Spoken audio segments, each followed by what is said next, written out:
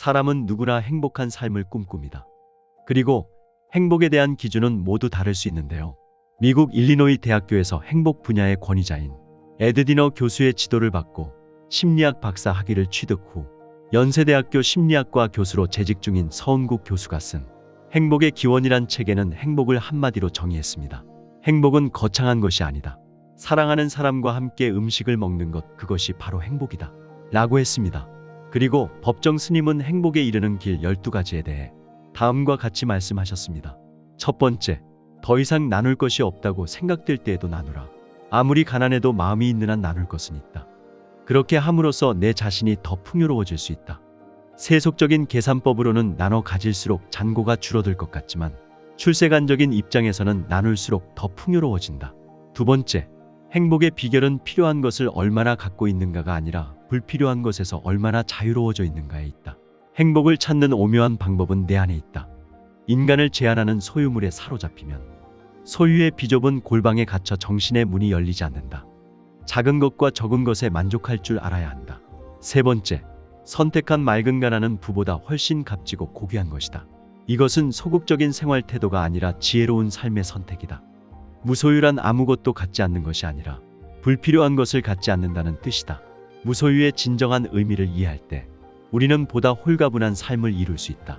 네 번째, 저마다 서 있는 자리에서 자기 자신답게 살라. 무엇이 되어야 하고 무엇을 이룰 것인가? 스스로 물으면서 자신의 삶을 만들어 가지 않으면 안 된다. 누가 내 삶을 만들어 주는가? 내가 내 삶을 만들어 갈 뿐이다. 다섯 번째, 하나가 필요할 때는 하나만 가져야지 둘을 갖게 되면 애초에 그 하나마저도 잃게 된다. 인간의 목표는 풍부하게 소유하는 것이 아니고 풍성하게 존재하는 것이다. 소유와 소비 지향적인 삶의 방식에서 존재 지향적인 생활 태도로 바뀌어야 한다. 여섯 번째, 자주 버리고 떠나는 연습을 하라. 버리고 떠난다는 것은 곧 자기답게 사는 것이다. 낡은 탈로부터, 낡은 울타리로부터, 낡은 생각으로부터 벗어나야 새롭게 시작할 수 있다. 날마다 새롭게 시작하라. 묵은 수렁에서 거듭거듭 털고 일어서라. 일곱 번째, 자신의 생각이 곧 자신의 운명임을 기억하라. 밝은 마음을 지니고 긍정적이고 낙관적으로 살면 밝은 기운이 밀려와 우리의 삶을 밝게 비춘다. 밝은 삶과 어두운 삶은 자신의 마음이 밝은가 어두움가에 달려있다. 그것이 우주의 법칙이다. 여덟 번째, 오랜 세월을 앞에 두고 살아가는 대신 지금 이 순간을 살라. 과거도 없고 미래도 없다. 항상 현재일 뿐이다. 지금 이 자리에서 최선을 다해 최대한으로 살 수 있다면 여기에는 삶과 죽음의 두려움도 발붙일 수 없다. 지금 이 순간을 놓치지 말라. 이런 순간들이 쌓여 한 생애를 이룬다. 아홉 번째, 입에 말이 적으면 어리석음이 지혜로 바뀐다.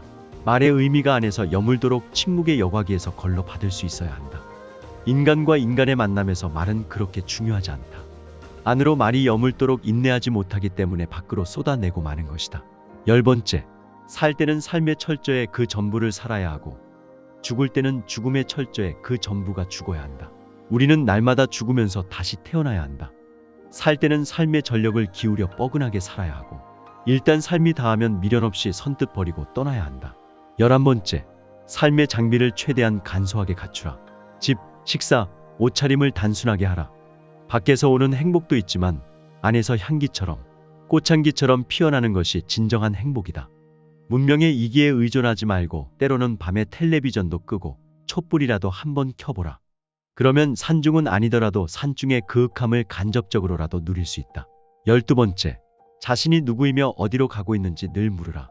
단 10분이든 30분이든 허리를 바짝 펴고 벽을 보고 앉아서 나는 누구인가 물어보라. 이렇게 스스로 묻는 물음 속에서 근원적인 삶의 뿌리 같은 것을 확인할 수 있다. 항상 자신의 삶이 어디로 가고 있는가를 물을 수 있어야 한다. 인간은 늘 근원적인 물음 앞에 마주서야 한다. 나는 어디서 왔는가? 나는 어디로 가는가? 그리고 나는 누구인가? 위 행복에 이르는 길 12가지는 법정 스님의 살아있는 것은 다 행복하라 중에서 나온 말씀입니다. 저는 오늘 오랜만에 일찍 퇴근해서 금요일 저녁을 가족과 함께 맛있게 먹었습니다. 그리고 아내와 소주보다 조금 더 비싼 와인도 한잔했습니다. 몇 달 만에 느껴보는 행복이었습니다.